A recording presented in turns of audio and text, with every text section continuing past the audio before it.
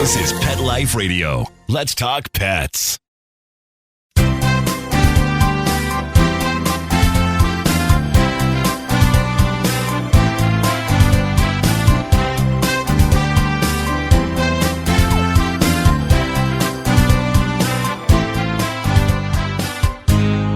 And good morning, good afternoon. Welcome to all of you out there here listening live to Dr. Jeff Werber, your host for the next 30 minutes here on Pet Life Radio's Ask the Vets with Dr. Jeff. And we're here for you. We're here for your pets. We're here to talk about anything you want to talk about. I'm always coming somewhat prepared because there's so many of you out there that are so shy. I just don't get it. But free advice, can't beat that. So give us a call at 877-385-8882. Once again, 877-385-8882. Or better yet, you can join us here live on Google Hangouts. Just go on to the Ask the Vets with Dr. Jeff tab on PetLifeRadio.com, and you will see a link to a Google Hangouts, and you can just click on the link and be here with us and talk to us. Have your pets with you. Hopefully they can fit in your lap. If not, have them next to you. Take that phone camera or your computer camera, and we can see you. We can see your pet. But just by the way, you might want to get used to doing stuff like that, because something that I'm working on and others are working on around the corner, we call it telehealth. Now, we've got to be very, very careful. So keep your eyes out. And when you're out there and you are hearing about some of these services, these apps, telemedicine is currently not going to work in veterinary medicine. Here's why. There is something called a VCPR, veterinary client patient relationship. And if you go to one of these human apps, right, that you could actually talk to, go onto your Google Hangout, to your FaceTime, speak to a medical doctor. They can actually see you. They can talk to you, get some history. You can tell them exactly how you feel. Understand? You can tell them exactly how you feel, so if you get it. So now they can actually make a diagnosis and prescribe.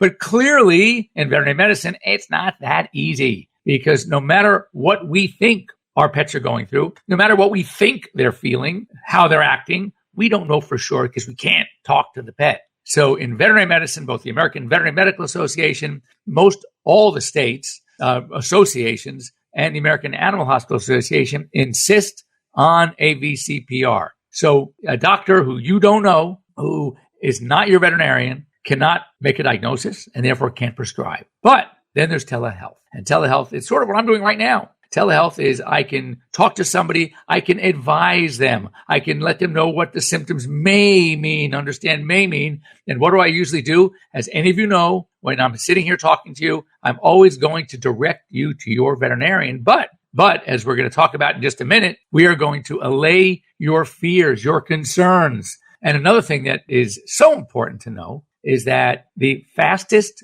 growing segment of the pet owning population is the millennial. Now, I don't know how many millennials are listening out there right now, but if you are one, when was the last time you jumped in the car to go get that pizza at 11 o'clock p.m.? No way. No way. You don't do that. You grab your phone, you click on your food app, whatever it is, and before you know it, your pizza's at your door. You pay a little premium for that? Of course you do. But guess what? It's all about, I want convenience. I want it now. So when you call that veterinary office, and the receptionist kindly says, "Oh, I'm so sorry, but it's during our surgical hours, so I can have the doctor call you back in an hour." You don't want to wait an hour. You want it now. So we have a solution. We're going to talk about that at length, but we're getting close. But it's really, really, really cool. So anyway, just so you know that there is something around the corner. We're going to talk about, I have two cases that are really case in point about why I'm getting involved in something a little bit unique. And something that I know veterinarians are going to love. Every veterinarian I've spoke to about it loves it. And I think you, as pet parents, are going to love it as well, because it's going to bring convenience. It's going to bring basically 24-hour care at your fingertips. And no diagnosing, no treating. We're leaving that up to your doctor.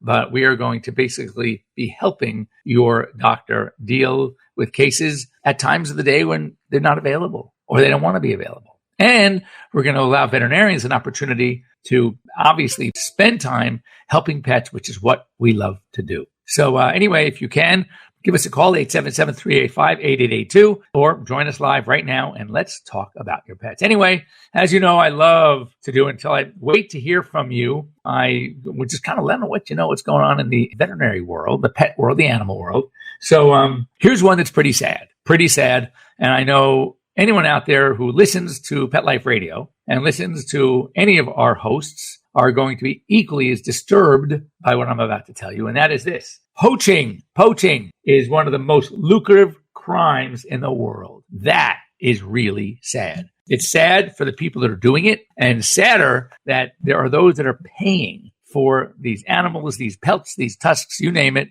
And it is the most lucrative crime in the world is poaching. So it tells you that this is really a big problem. It's a huge problem, and I find it very disturbing. In North Carolina, if you live in North Carolina, be careful because some of the cat shelters have basically suspended adoptions because of outbreak of panleukopenia, otherwise known as cat feline distemper. And we are seeing that, unfortunately, in large numbers. So they have suspended cat adoptions. They are going to quarantine these cats for at least 2 weeks before they will let them go out to their new forever homes. Another one, no surprise to me. I see it all the time in my practice, but obesity. Basically, it's in epidemic proportions across the United States. 55% of dogs and about almost 60% of cats in the U.S. are either overweight or obese.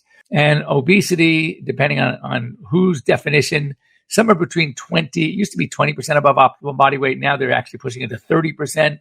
So you are overweight if your pet is up to 30% above their optimal body weight. But once they are 30% or over 30% of their optimal body weight, the term is now obese. It's a big problem because obesity lends itself to a number of other issues, diseases, conditions, arthritis, respiratory issues, cardiovascular issues, increased incidence of cancer, increased incidence of diabetes, skin problems, reproductive issues. I mean, you name it, a lot of issues related to cancer, not to mention that obese dogs or cats will not live as long as their non-obese counterparts. So very important to know that. Here's another one that I see the trend, and people ask me all the time, what do I think about this? And, again, it's a tough one because the truth is we really don't know. But the trend is this, that most owners now, or I should say not most, more owners are basically moving to upscale pet stores and upscale expensive foods, really reflecting their own dietary preferences. For example, gluten-free, non-GMO, things like that, organic. So those are the buzzwords that you're looking for when you're trying to eat better, eat healthier. Vegan, be careful, cats are obligate carnivores. So we, as pet parents, have a tendency to what we call anthropomorphize. We try to put in our own values into our pets. So if you want to be gluten-free or non-GMO or whatever the case may be, you put that onto your pets and you look for foods that have those same buzzwords. But here's the clincher. The experts are the board-certified veterinary nutritionists, the internists. So far, they are really questioning the validity of these claims for our pets.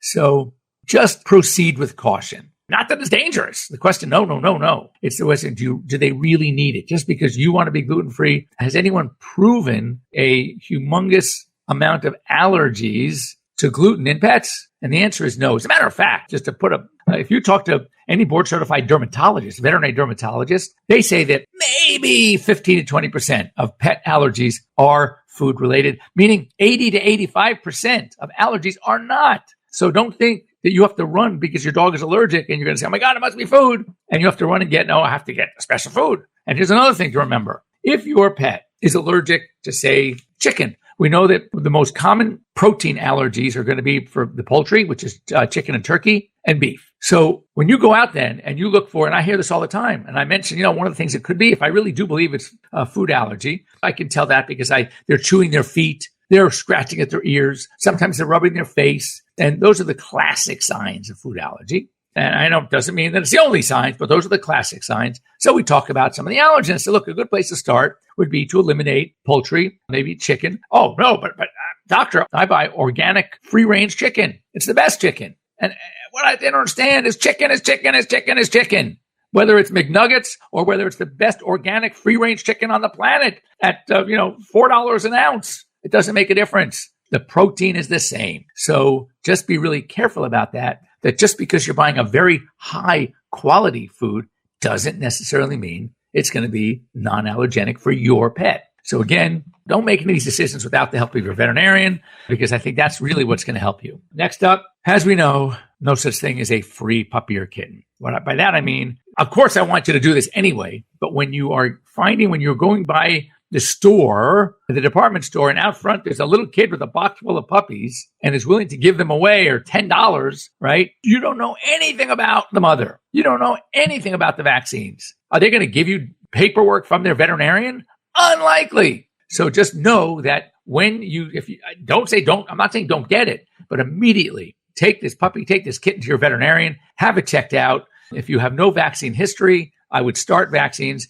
Case in point, I do work with the Vanderpump Rescue. Fantastic rescue. Love them. And same thing. They got these two little puppies that somebody basically practically dropped off. They were in a box. Anyway, long story short, both ended up with distemper. One had to be put to sleep. One we pulled through and is doing great. But you just have to know there's no such thing as a free lunch. So just be prepared. I'm thrilled that you adopt. I'm thrilled that you're going to take care of them. But do know that try to get as much history as you can. And if you're lacking any essential history, i.e. mother's involvement, was mother protected? Did they nurse? All these things you have to find out. Were any vaccines given? Take this puppy or kitten to your veterinarian and start on the right track. Oh, this is really cool. There's a study going on testing stem cell therapy to treat canine arthritis. Again, I don't do stem cell therapy, get that out 6 times fast, but I have been using PRP, platelet-rich plasma, to tremendous success. And they're very similar in scope. You're getting in the PRP, you're taking the plasma cells, which is, of course, going to have some stem cells in them, and you're taking the dog's own cells, so you don't have a problem with rejection, injecting them into the joint, and I've had just amazing, amazing success. And then one last thing to talk about before the break, before we talk to my subject of the day, and that's going to be in Ohio. So if you're out there in Ohio, more dogs hospitalized with the H3N2, that's the new updated influenza virus. And now we're seeing it pretty much now in most states in the country have had reports. My recommendation is if you have a lifestyle, if you have a pet that is at risk, a pet because they go to doggy daycare, because they're bored frequently, because they go to the groomer frequently, or any potential for exposure to more and more other dogs, I would highly advise you speak to your veterinarian and think about getting your pets vaccinated. I think I mentioned earlier, a number of weeks ago, that starting in our area in Los Angeles, because we are also now seeing cases, that many of the daycare facilities are requiring the H3N2 vaccine. In fact, when I first got the vaccine, because when H3N8 came out, several years ago, we tested, we didn't see any cases. So when this one came out, I really wasn't running to buy vaccines. P.S. I started getting a call from a couple of my clients saying that their facilities are requiring it. Okay, not bad. So I went ahead and got the vaccine. I finished the box, 25 doses in a week and a half. So now I do it a lot now because, and it's not a bad idea, it's simple, inexpensive protection to help those pets to make sure they don't get sick. Anyway, don't go away. We are at that point in the show where we have to take a quick break. We will be right back. So sit right down and we'll see you in a minute. We'll be right back right after these messages. Stay tuned.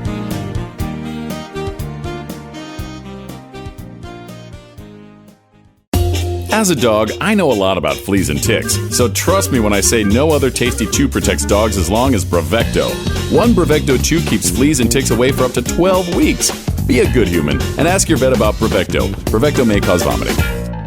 Ew, get the stinky dog away from me. Bad breath and bad gas. Petey stopped eating. All his hair fell out. Itching, licking, missing fur. At least $5,000 in vet bill. Creams, antibiotics, sprays. No results. Everything we tried failed except the Dinovite. DINOVITE.com. If you want the dog to be healthy, you got to feed it something healthy. The omega-3 fatty acids. Flaxseed, zinc, alfalfa. The digestive enzymes that are cooked out of regular dog food. Dinovite is nutrition. The shedding is stopped and the itching is stopped. Her coat is now soft, it's silky, it's Healthy and shiny and glossy. She's got life. She's got energy. Tons of energy, no more bad smell. Dynovite's the bomb. Dynovite is the best thing that's ever happened to my dogs, besides me, of course. 859-428-1000. 859-428-1000. Dynovite for life. DINOVITE.com.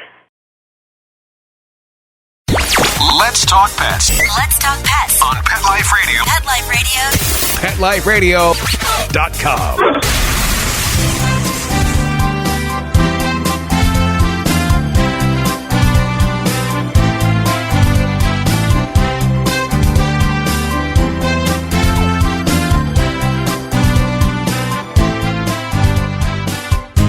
And welcome back here live with Dr. Jeff. We're here at Pet Life Radio to Ask the Vets with Dr. Jeff. And earlier we were talking about telehealth, and I wanted to share some things. I guess how I gotten so involved in this is because of some issues that I continually have. And I think emergency clinics are phenomenal, and we definitely need them there because there are times where most private small animal practice are closed. They're not 24 hours. And unfortunately, things do happen. As I would say, poop happens. And I think that we definitely need them there. Here, that premise, that is gospel. We need them. I think they're great to have. Now, let's talk about some of the issues that I have. Number one, the job of an emergency clinic is simple. It's called triage. Their job is supposed to be, back in the old days, which I kind of like better, we are going to do what we have to do tonight at 2 a.m. to stabilize the pet so we can get that pet back to their own veterinarian in the morning at 8 a.m. when they open. That is what emergency clinics are supposed to do. But now, most of these emergency clinics are no longer emergency clinics. No. They call them 24-hour hospitals. They are critical care facilities. They are emergency hospitals. So when they get that case in, they basically are taking over your case. So what does that mean to you as a pet parent? It means that you're going to spend 2 to 3 times what you would normally spend at your doctor's office. Why? A, because they're doing this work at night when no one else is around. So they get a premium for that. And more importantly, there's a certain mentality of an emergency clinic. And that is, oh my God, we have an emergency. So we need to do all of these tests now because we don't have the luxury of time. Well, guess what? 80% of emergencies aren't. Case in point. Oh, one more thing to add, I get so angry with this. Believe it or not, most of the doctors that are working these late shifts at these quote unquote emergency facilities are interns. What does that mean? That means they graduated the May or June before, and here they are making decisions about emergency care for your pet when 80% of the emergencies aren't. And what happens is there's a problem that we see in new doctors, and that is new doctors are so afraid that they're going to miss something, they literally overtest and overtreat. It's a problem. Here's one case that I got. I get a call from a client her dog, who I had seen the week before, was, as we say, ADR, ain't doing right. So it was a bulldog, 9 years old, eating just a little bit off, had some diarrhea, and just wasn't acting as energetic for about a day and a half. All right. I told her, look, why don't you try some things I went through, the list of possibilities. 9-year-old dogs don't usually have a tendency to eat foreign objects unless they've been doing it their whole life. But you don't have a 9-year-old dog that never eats things like they're not supposed to, and all of a sudden at 9 decides to. Secondly, when a dog is obstructed, meaning they ate something that is blocking their intestinal tract, one of the first symptoms you're going to see, besides ADR, not feeling right, a little under the weather, maybe some diarrhea, is vomiting. So it's much less likely that a dog who is not vomiting actually has at least a complete obstruction. Maybe partial, but not complete. So it's just some basics. So anyway, she panics. So she goes in to the emergency. I get a call from her an hour and a half later on my pager, on my cell, that she's there and they want to do this doctor. I didn't ask yet how old this doctor was, but I knew clearly from the plan was they wanted to do a surgery on this dog to open this dog up, because if we don't, I'm worried that the dog is going to have a perforation and it could get septic and it could die. Now, let me tell you something. If you're a pet owner and a veterinarian comes in and says, we probably should open this dog up and do surgery because if we don't, he could die.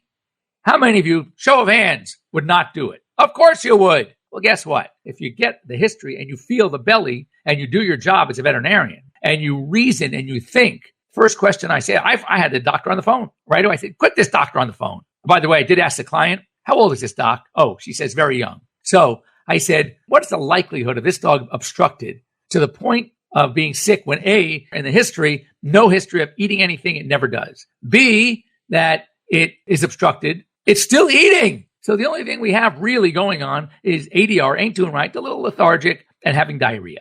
Certainly you're not going to cut open a dog because it's not doing right and has diarrhea for a day. No other signs of sepsis, no other signs of being sick, wasn't pale, the CBC, the complete blood count, everything else was normal. And this guy wanted to spend $6,000 to cut this dog open at 2 a.m.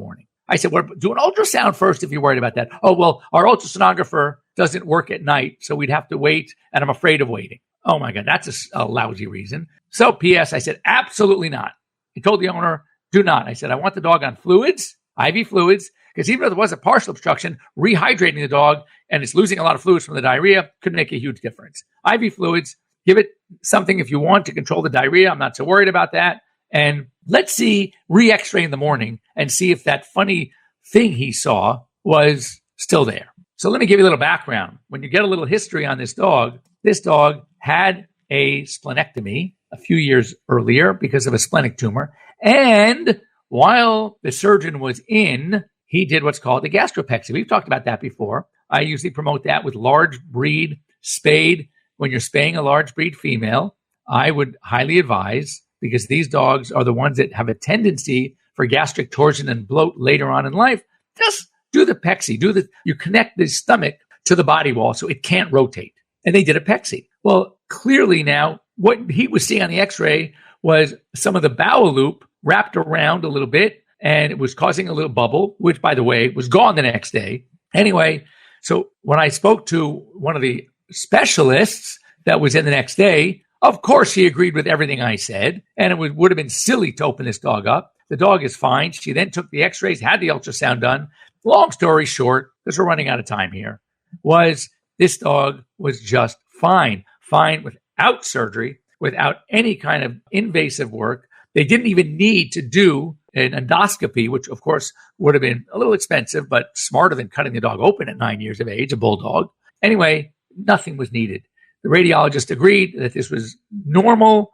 The dog is eating. The dog has normal stool. The dog is happy. And it probably got a hold of something that caused the diarrhea. Maybe it could have been a change of diet. It could have been stress. Could have been so many different things that causes that, but not having a problem. So you can see why I get so frustrated with these young doctors. Yeah, I always say there's a big difference between knowledge and wisdom. You can give me the smartest guy, the guy that finished number 1 in his class last May, super smart. And so he's got the knowledge. He knows it. He knows the book stuff. But is he wise? Not a chance. I would run circles around him. I said, because without experience, you can't have wisdom. Certainly you can have knowledge, but you just have to know the right questions. You have to know what to do. You have to think. You have to sort of ask question not only what it can be, but rule out what it can't be because of the clinical signs. And so many young doctors are not doing that. They've lost the art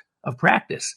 And it's very concerning to me because, let's face it, a lot of the old guys like me are, getting ready to, I don't know, maybe have 7 years left in me. I don't know if I'm going to practice much past 70, but I will tell you that you got to be smart out there and question. Do not always just go with what they tell you at an emergency center. And I think it's probably so much smarter if you had your access to your veterinarian or another general practicing veterinarian who knows what questions to ask and at least can talk to the doctor and do what I did. And I tell the doctor, you know what? I disagree with you. This is what I want you to do. Get that dog an IV. If you want to give it something for the diarrhea, fine. If even the vomit, you want to give him something for the vomit, fine. But I'm going to do my own ultrasound tomorrow. And this dog can certainly make it through the night. Of course it did. So anyway, my soapbox. I love being on my soapbox because you need to know the truth. I'm trying to really, sort of educate pet parents out there to really be smart with their pets, make the correct decisions,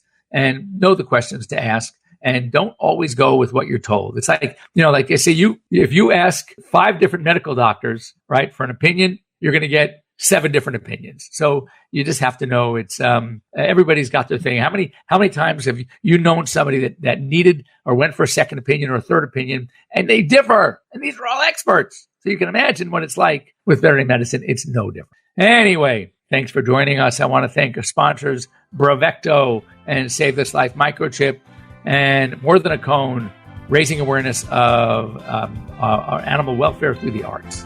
And if you have any questions, you want to get a hold of me, you can do so anytime. Just give me send me an email to drjeff@petliferadio.com.